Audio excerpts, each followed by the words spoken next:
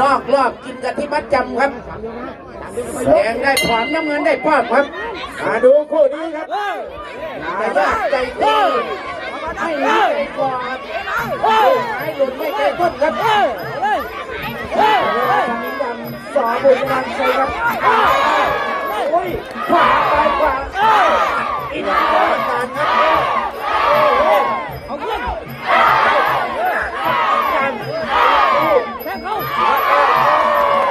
ไหวล่างครับตรงนี้นำจูโคครับภาษาฝั่งใต้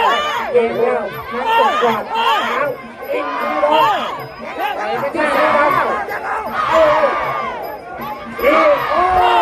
ไหวฝั่งงานครับตรงนี้แล้วก็ทักษิณขึ้นมาครับโอ้ยโอ้ยอินซีร้องอินทองทั้งคอเอาฝั่งนี้หนีไหมสองนี้หมายก็น่าเสือเอาฉากข้าวโอ้ยแทนเกินเอาขาไปคอไปขึ้นไปเตะโป๊ะปากโอ้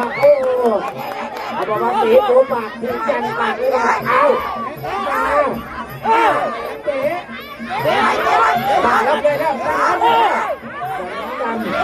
อินซีร้องเตะดังโต้ดังโต้ซับบอกว่าบอเปียกผู้จับบอเปียกผู้ลงพี่น้องอาการของพี่จับนี่มาสวัส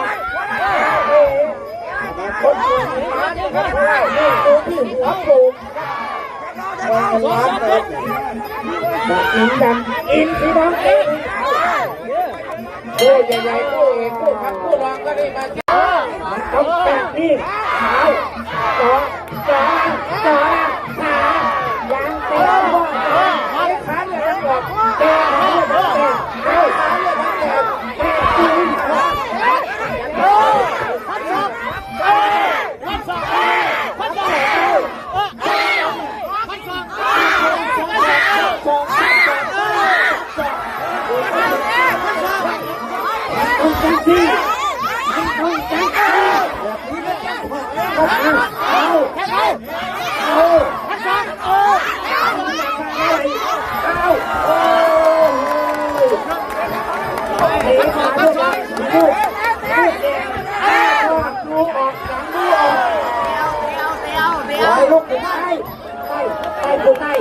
คนใต้มันแดงไปเขาบุ้งขาวอยู่เขาบุ้งขาวยืนเทียบที่นี่เลยห้อง